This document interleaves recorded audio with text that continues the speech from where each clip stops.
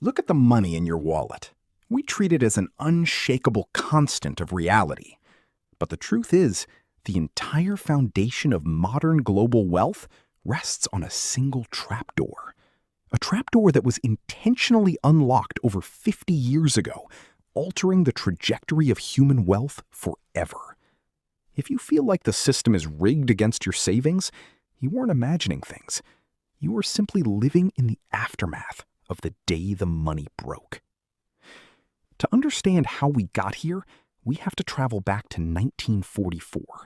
World War II was ending, and the global financial superpowers met at Bretton Woods to build a new world order. The agreement was simple. The US dollar would be the undisputed world reserve currency. Why? Because the United States explicitly promised that every dollar was backed by physical gold.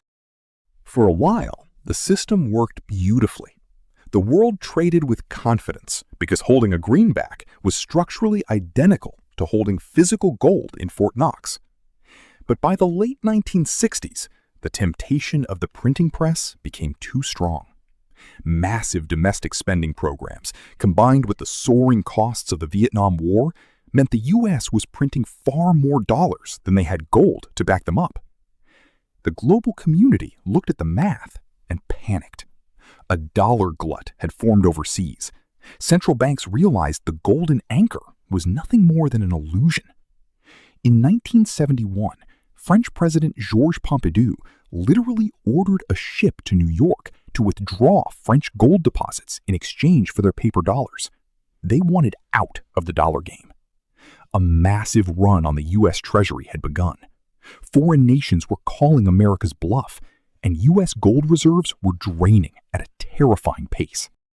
On Friday, August 13th, 1971, President Richard Nixon secretly summoned his closest economic advisors to Camp David. The doors were locked. No international allies were consulted. The International Monetary Fund was left completely in the dark. The mission was pure economic self-defense. They had two options: devalue the dollar and admit bankruptcy, or unilaterally rewrite the rules of global civilization. They chose the latter. They decided to permanently close the gold window. 2 days later, on a quiet Sunday evening, Nixon preempted popular television networks to address the nation.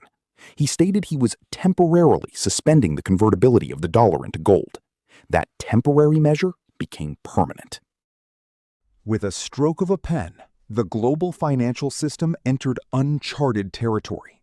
The dollar became a pure fiat currency, backed by absolutely nothing but a government promise. Before 1971, you couldn't print a dollar unless you mined more gold. But after 1971, the ceiling was completely removed. Money could now be created boundlessly out of thin air. Money was no longer a representation of tangible wealth accumulated through human labor. It became a unit of debt. Economists call this the Nixon Shock. But for the average citizen, it marked the exact date that the economic matrix mutated. If you look at almost any economic metric tracking inequality, cost of living, or national debt, you will notice an undeniable inflection point. They all go completely haywire right at 1971. For decades before 1971, the American dream was backed by a simple equation. As workers became more productive, their wages increased in perfect lockstep. But after 1971, the lines permanently detached. Workers kept producing more value, but their compensation flatlined. Where did that surplus wealth go? It didn't vanish. It was systematically siphoned away by the dilution of the currency itself. Because the currency was no longer scarce, the cost of basic goods began an endless climb. The middle-class worker was forced to work twice as hard just to maintain the exact same standard of living. The system stopped rewarding saving and began aggressively penalizing anyone who traded their time for paper money. When central banks print unbacked fiat money, that capital doesn't distribute evenly. It rushes directly into scarce financial assets, stocks and real estate. The wealthiest 10% of the population own the vast majority of all financial assets. When the money supply expands, their net worth skyrockets effortlessly as asset prices inflate. Meanwhile, the lower and middle classes hold most of their meager wealth in cash or checking accounts. They own very few appreciating assets. This structural imbalance creates a massive wealth gap. The rich aren't necessarily outworking you. They are simply positioned on the right side of a self-inflating monetary pump. By cutting the ties to gold, the government turned the economy into a playground for financial engineering, effectively hollowing out the middle class. We are told that inflation is a natural economic phenomenon, like the weather. But it isn't. Inflation is a calculated, silent tax on your labor. The grocery cart didn't change. The food didn't become superior. What changed was the purchasing power of the unit used to measure it. When you save a fiat currency, you are storing your scarce, unrepeatable human life energy in a bucket with a massive hole in the bottom. Every time more currency is printed to pay for corporate bailouts or government deficits, a percentage of your stored labor is quietly reallocated to the state. It is the ultimate invisible tax, voted on by no one, yet paid for by everyone who doesn't own financial assets.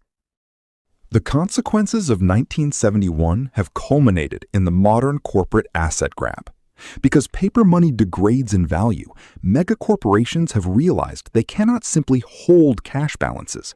Instead, they utilize ultra-cheap institutional debt to buy up the physical world, turning entry-level housing into a permanent corporate subscription model. This is why our world has shifted away from true ownership toward a reality where you lease your life. You are being forced to compete against unbacked capital printing machines. Corporate incentives have warped entirely. Companies no longer need to innovate to win. They simply borrow cheap fiat capital to buy back their own stock and artificially pump their value. The productive economy has been entirely replaced by a speculative casino game.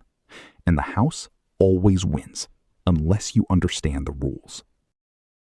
But once you wake up to the reality of the post-1971 matrix, you gain a unique superpower. You can choose how to play the game. The elite protect themselves by opting out of paper wealth. They do not save fiat cash.